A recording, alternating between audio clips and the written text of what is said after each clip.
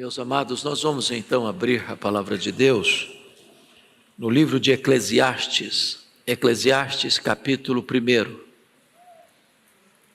E faremos a leitura do verso 1 ao verso 11.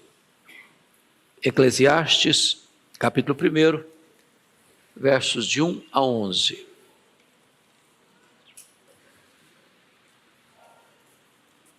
Lido o texto, por favor, mantenha sua Bíblia aberta nesta passagem, por favor.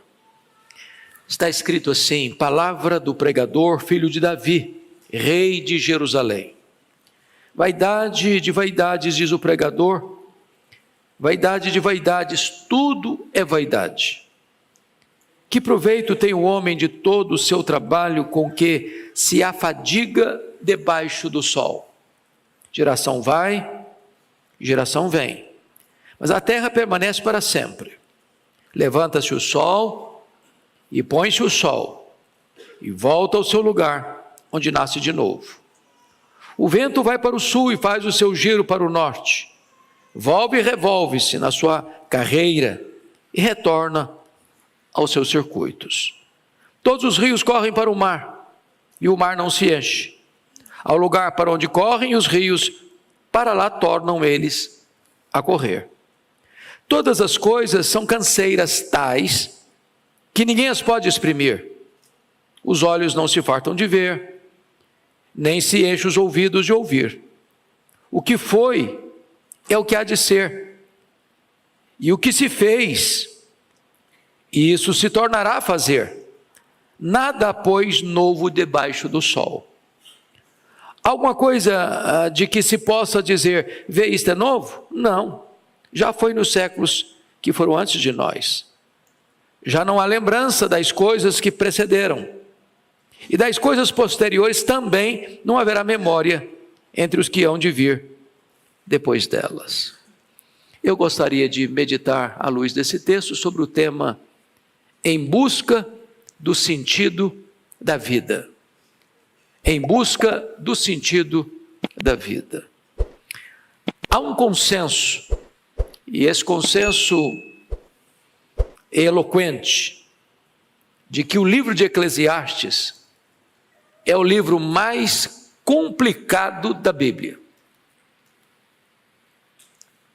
É o livro mais difícil de ser interpretado da Bíblia. Salomão escreveu 3 obras. Ele escreveu o Cântico dos Cânticos na sua juventude, escreveu Provérbios na sua maturidade e escreveu Eclesiastes na sua velhice. Escreveu muito mais coisa. Por exemplo, a Bíblia diz que ele escreveu 3.000 provérbios, escreveu 1.005 cânticos. Foi um cientista, um especialista em plantas, em animais, um homem, diríamos nós hoje, de cultura enciclopédica. Aqui nesse livro ele retrata as crises da alma, as dores da alma, a busca do sentido da vida. Ele escancara o seu coração, revela suas próprias lutas interiores. Muitas vezes o livro parece um livro pessimista, quase que sem esperança, mas ao fim da obra, ele vai concluir que a suma de tudo é temer a Deus e guardar os seus mandamentos. Eu gostaria então que você, com a Bíblia aberta comigo, observássemos esta passagem.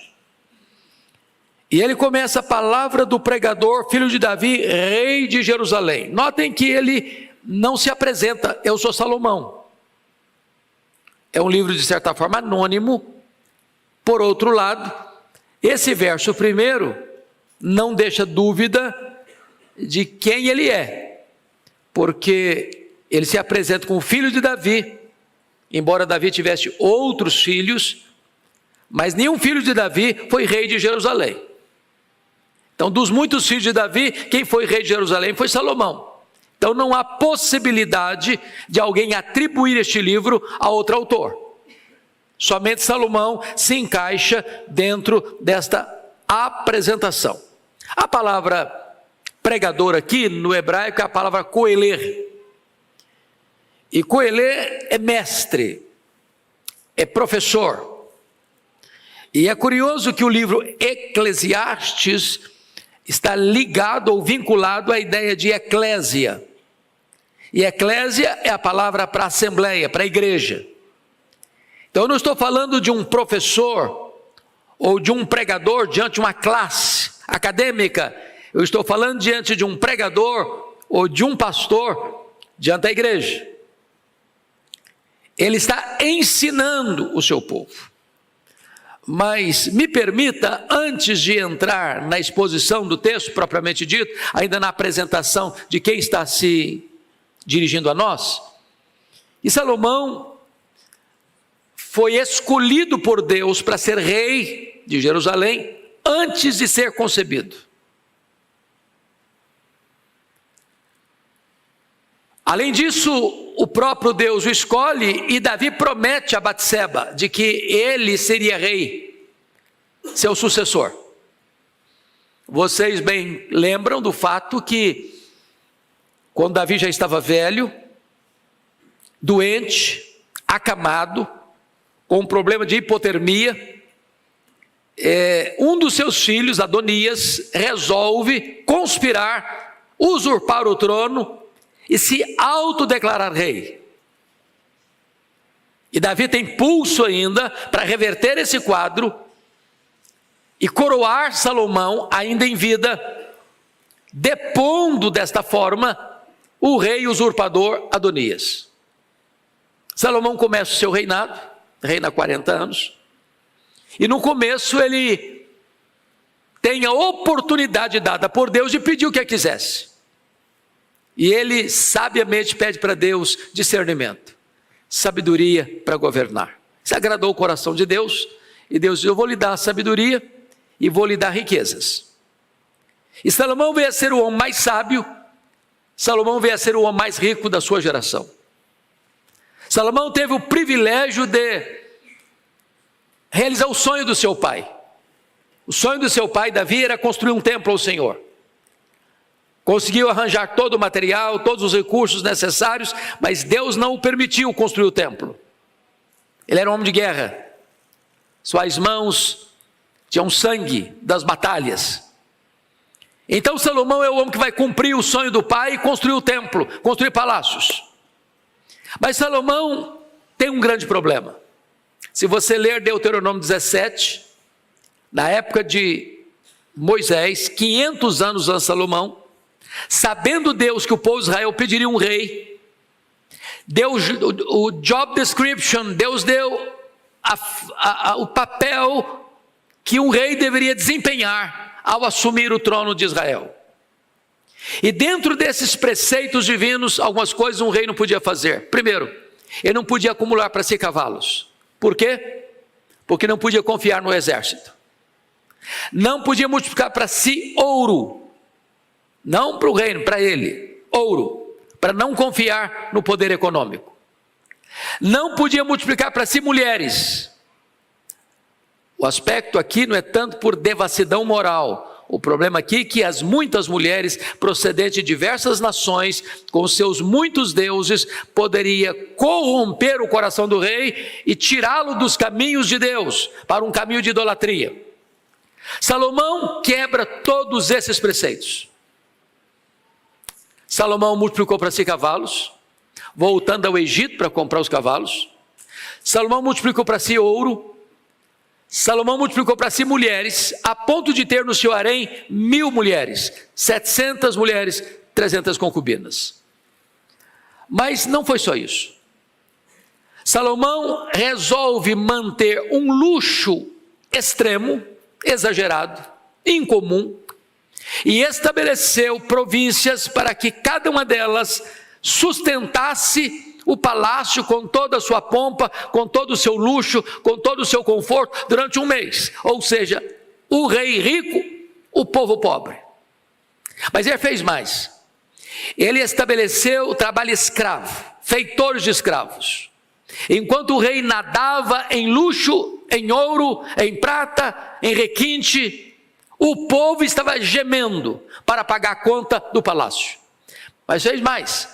Ele pesou a mão sobre o povo em tributos e impostos, a ponto do povo sentir-se com o pescoço esfolado pelos tributos pesados. Mas ele fez mais. Já no final da vida, diz a Bíblia que além de viver no luxo e o povo viver na miséria, além de manter todo o luxo da corte, à custa do povo, porque não tem almoço de graça, se alguém está luxando, alguém está pagando a conta, ele acabou construindo capelas para os deuses das suas mulheres, e templos pagãos defronte ao templo de Jerusalém. Mas tem mais. Ele acabou adorando os deuses pagãos dessas muitas mulheres. Mas tem mais.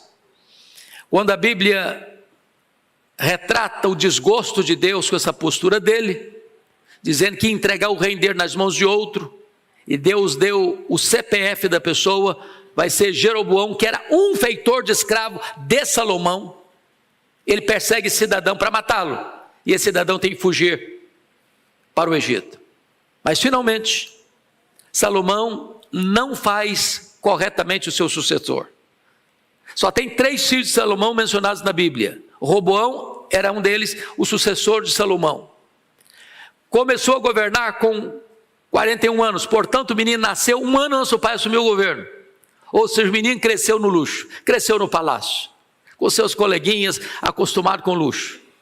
Quando ele assume o governo, depois da morte de seu pai, no ano 931, o povo veio sob a liderança desse indivíduo, Jeroboão I, para pedir para ele aliviar os impostos, e nós vamos servir você, vamos ser leais a você. Ele insensatamente disse: não, o meu dedo mínimo vai ser mais grosso do que o braço do meu pai, eu vou castigar vocês ainda mais, vou pesar ainda mais a mão. E das 12 tribos, então 10 delas seguem a liderança cismática de Jeroboão I, e ficando apenas as 2 tribos, Benjamim e Judá, sob a dinastia de Davi. Nós estamos falando de um homem, portanto, que teve esses desvios, essas quedas, esses deslizes. E o livro de Eclesiastes, de certa forma, retrata toda essa angústia da alma desse homem que se desvia de Deus por tanto tempo, e só vai se voltar para o Senhor no final da sua vida. E possivelmente, e eu entendo assim, que o livro de Eclesiastes é um livro testemunhal. Ele está aqui na velhice, já no final da vida, depois que ele se volta para o Senhor, a suma de tudo é temer a Deus, guardar os seus mandamentos, e vai contando para nós as lutas que viveu, as angústias que viveu, as dores que viveu, as decepções que colheu, as frustrações que experimentou numa vida sem Deus. Então, com esse pano de fundo, vamos continuar a leitura do texto que nós lemos. Versículo 2.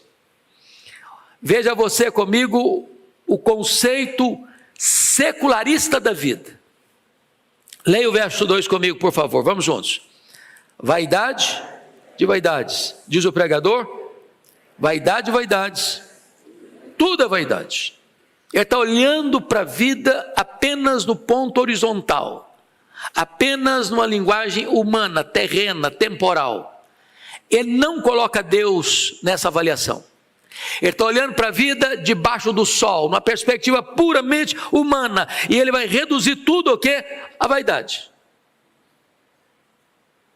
Quando ele diz vaidade, vaidade, isso é ênfase no hebraico, cântico dos cânticos, né? ênfase. Então é isso que ele está falando. E a palavra vaidade, rebel no hebraico, é sopro, é vento, é vapor, é vaidade. Ou seja, os projetos humanos fora de Deus são castelo de nuvens diante de uma tempestade de vento. É menos do que castelo de areia, é castelo de nuvens, não tem consistência.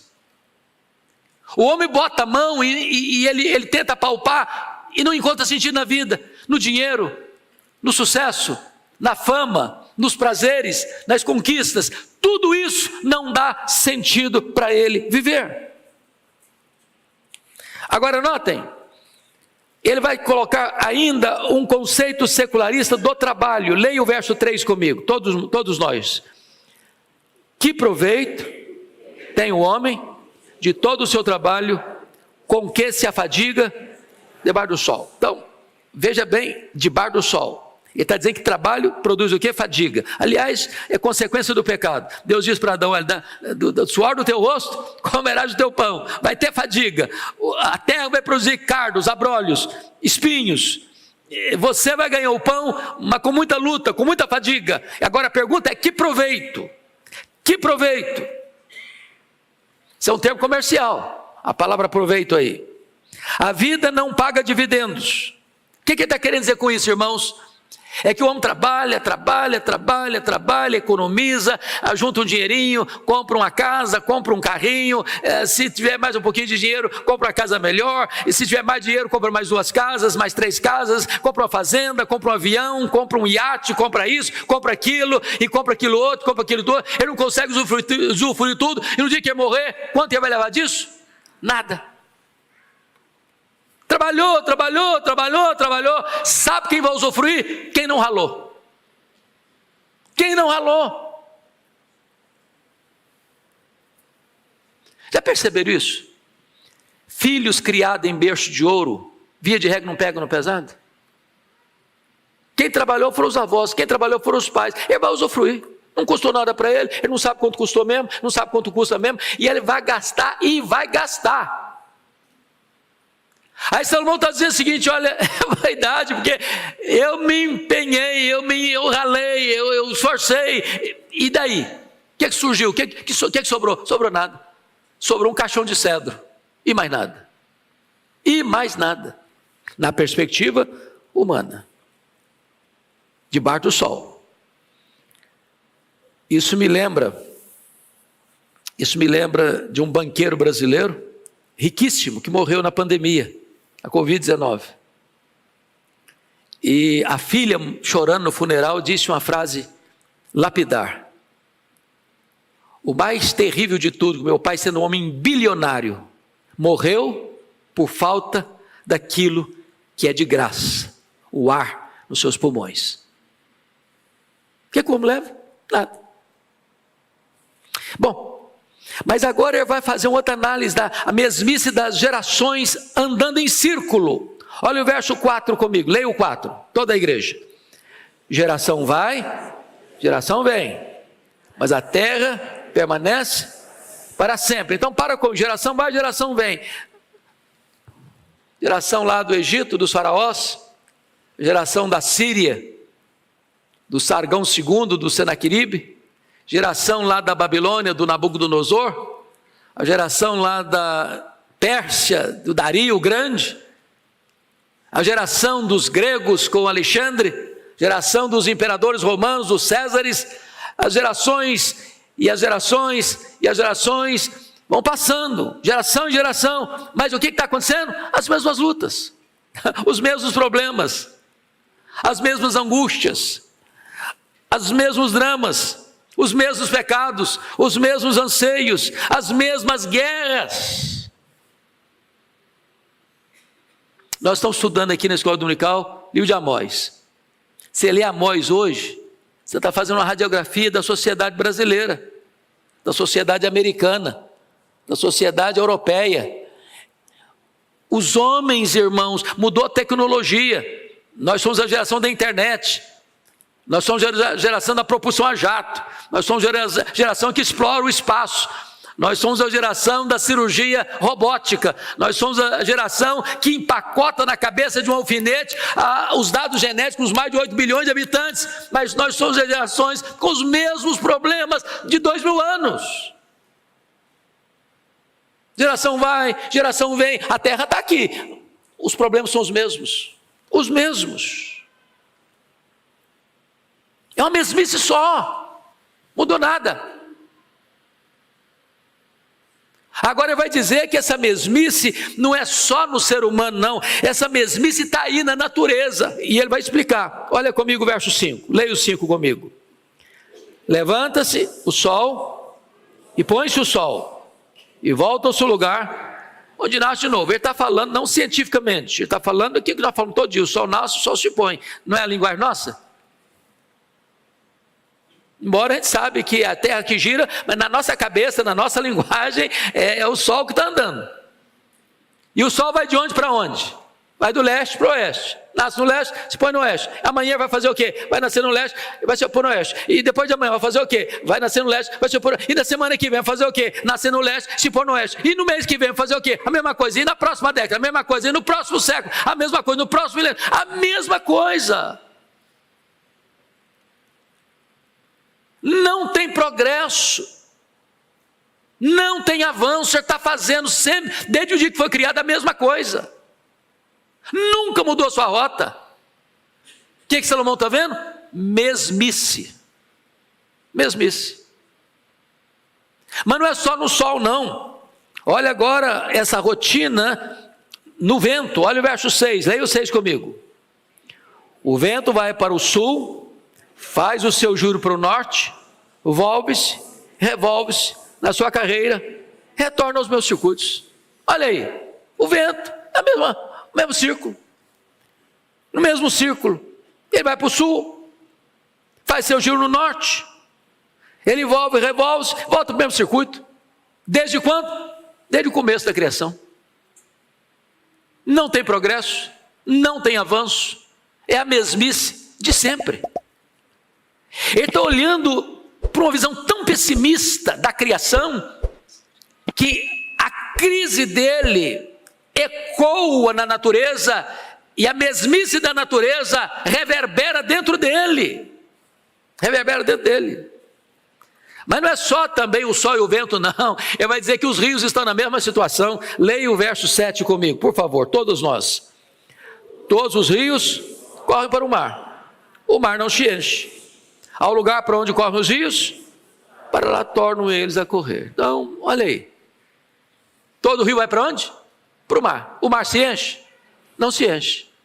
Tem evaporação, a água sopra as nuvens, a chuva desce para a terra pega a enxurrada, leva para o rio deságua no mar, vem a evaporação, a água sopra as nuvens, a chuva desce.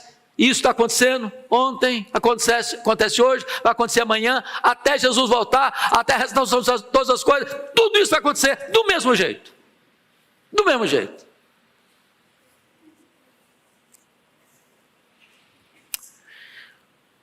Se nós tirarmos Deus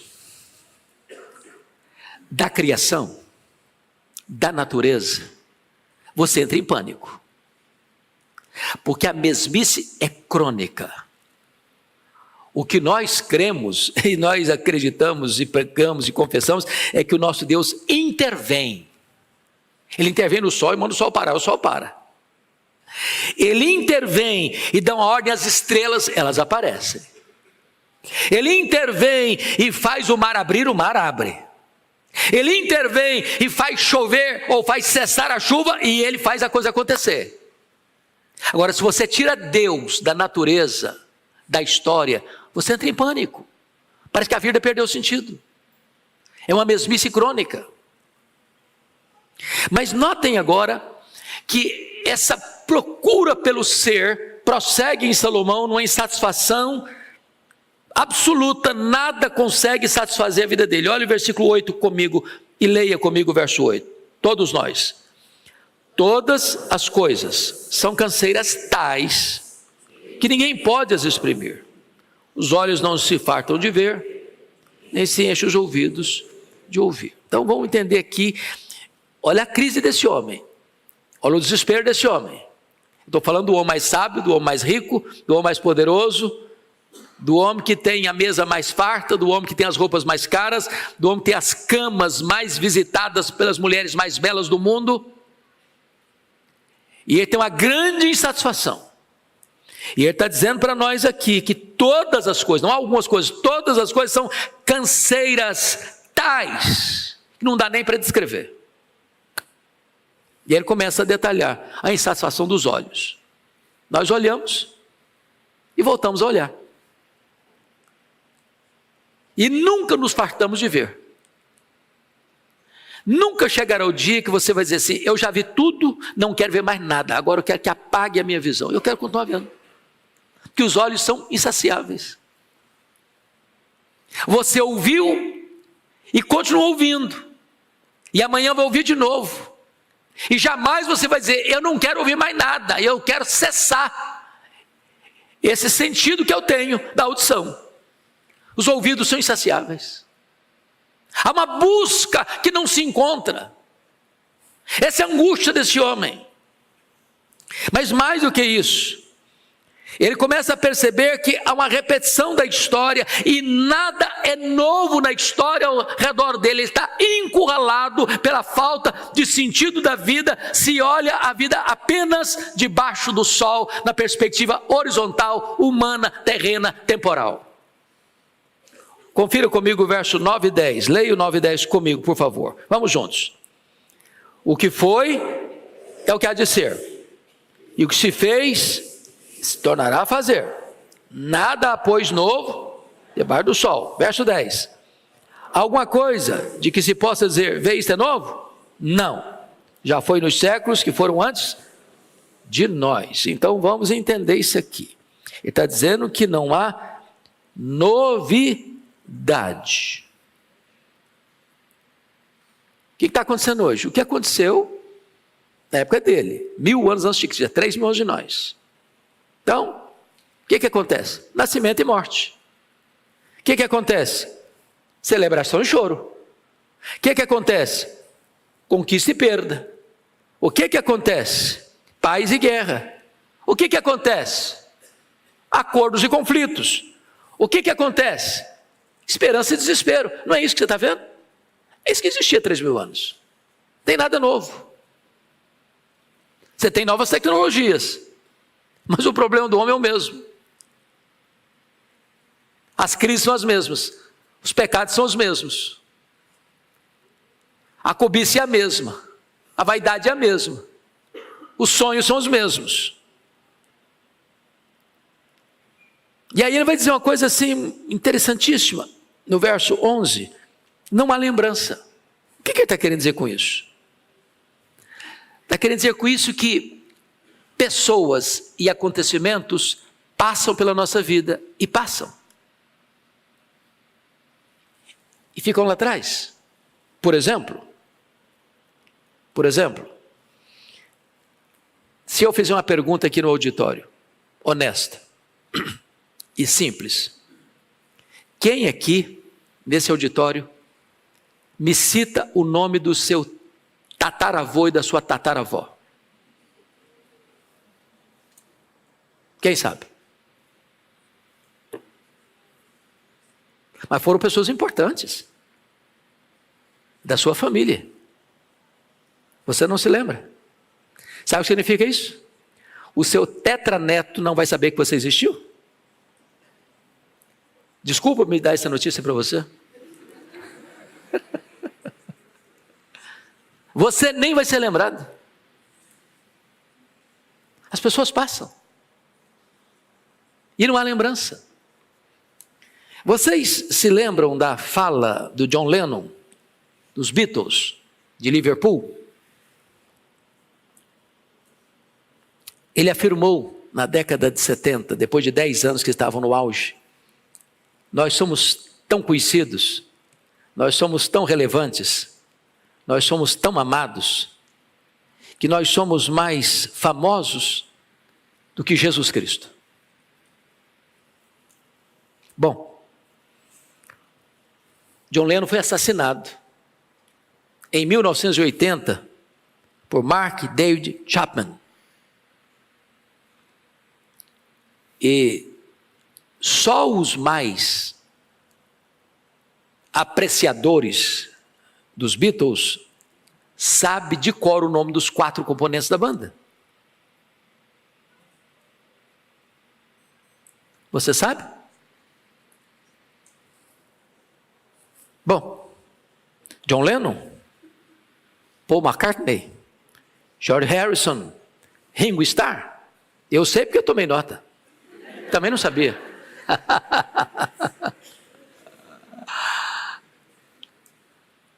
Percebe isso? Sinto muito dizer que sua fama dura uma geração, duas. Na quarta ninguém vai lembrar mais. Ele está desesperado com essa realidade. Bom, me permita agora fazer uma aplicação. Se eu parasse aqui, falei, puxa vida, então é desesperador, não? Você, numa segunda-feira, sair de casa, pegar o trânsito de São Paulo, nem ter passado em casa para tomar uma sopinha de feijão, para escutar isso, quer dizer que não tem sentido mesmo, a vida não faz sentido mesmo, é esse vazio mesmo, essa vaidade toda mesmo. E eu quero dizer para você que o segredo para interpretar esse texto está no versículo 3. Que proveito tem um homem de todo o seu trabalho que se afadiga debaixo do sol? Ele está olhando a vida debaixo do sol. Sabe por que tem tanta gente hoje pulando do prédio, se esborrachando no asfalto? Tendo muito dinheiro, tendo sucesso e fama, tendo beleza física. Porque eles estão olhando a vida só debaixo do sol. E olhar a vida só debaixo do sol não traz esperança.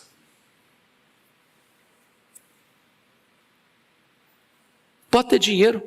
Salomão, no capítulo 2 desse livro, vai dizer que ele teve riqueza, que ele teve prazer, que ele teve fama, como ninguém. E olhando a vida só debaixo do sol, o que ele encontrou foi bolha de sabão, foi vaidade, nada, exprimia e não saía nada. Agora, você e eu que viemos aqui, olhamos a vida acima do sol. Você olhamos a vida na perspectiva de Deus, da eternidade. E nós afirmamos com toda a força da nossa alma que nós não olhamos a natureza com essa visão pessimista. O Salmo 19 diz que o sol agora percorre como um noivo, com a sua beleza, com o seu garbo, com o seu encanto, e você olha para o sol e não adora o sol, você olha para o sol e glorifica o Criador do sol, porque ele traz vida, calor, saúde, esperança. Agora você olha o amanhecer não como um ciclo da natureza que se repete, se repete, se repete. Você olha para amanhã e diz: as misericórdias de Deus se renovaram sobre mim a cada manhã. Você começa o dia entusiasmado, a vida faz sentido. Você agora olha para a vida, e a vida não é uma bolha de sabão, não é um vapor. Agora a vida tem sentido. Você diz: para mim o viver é Cristo, porque Jesus veio para me dar vida, de vida em abundância, e eu agora tenho nele vida eterna. Eu celebro a vida, eu desfruto da vida, eu estou encantado com a vida é um dom de Deus, a vida é um presente de Deus. Eu quero cuidar do meu corpo, eu quero cuidar da minha mente, eu quero cuidar das minhas emoções, eu quero cuidar da minha alma, porque toda a minha vida foi projeto de Deus, é obra de Deus, para a glória de Deus, e a minha vida vai ser colocada no altar de Deus, para viver na vontade dEle, para a glória dEle. Faz sentido viver. Você olha para o trabalho, não é esse enfado todo nada, não é mesmo. Você acha o seguinte: trabalhar é uma bênção, trabalhar é uma bênção. Levantar de manhã para ir para o trabalho, não é aquela canseira que fala: puxa, vem mais um dia, uma outra. Não, você vai com prazer, porque o seu trabalho abençoa outras pessoas, porque o seu trabalho constrói futuro. O seu trabalho é resultado, daí você tira o seu sustento, o seu pão, e você sustenta a sua família, e você estende a mão ao necessitado, e você contribui para a obra missionária, e você vai dizer assim: no Senhor o meu trabalho não é vão. Tudo faz sentido, tudo faz sentido. Agora, não é a mesmice não, tem um novo coração, tem uma nova mente, tem uma nova vida, tem uma nova aliança, tem um novo céu, uma nova terra, tudo se faz novo, e você encontra então o sabor da vida, o privilégio da vida, porque você não está olhando a vida só debaixo do sol, você está olhando a vida acima do sol, e contemplando aquele que é a razão da existência do próprio universo, em busca de sentido da vida. Não encontra esse sentido nas coisas. Você encontra o sentido da vida no Deus Criador de todas as coisas. E eu quero concluir dizendo que eu estava de férias, certa feita, e quando posso, eu gosto muito de caminhar na praia. Esse é o meu hobby principal nas férias. Levantar de madrugadinha para ver o sol nascer, caminhando na areia. E percebi que quando eu saía para a caminhada, tinha uma moça que ficava no pátio do hotel, como que numa espécie de yoga, com as pernas cruzadas, olhando para o céu. Aí quando eu voltei, o sol já tinha nascido, já estava brilhando, e ela estava lá, numa liturgia, adorando o sol. E eu, curioso, me aproximo dela, e a hora que ela deu uma pausazinha, eu perguntei: o que você está fazendo? Ela me disse: eu estou adorando o sol.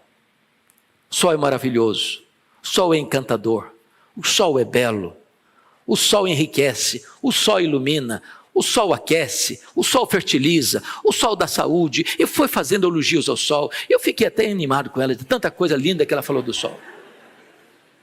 E eu disse: eu também adoro. É mesmo? Você adora? Eu falei: adoro. A quem você adora? Eu respondi: eu adoro o Criador do sol.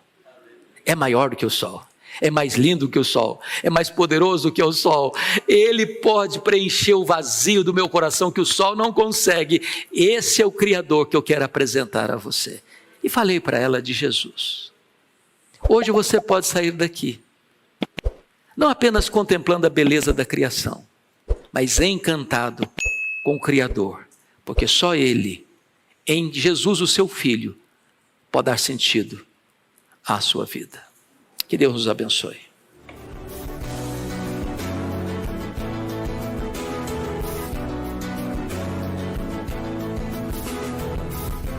Palavra da Verdade, com Hernandes Dias Lopes.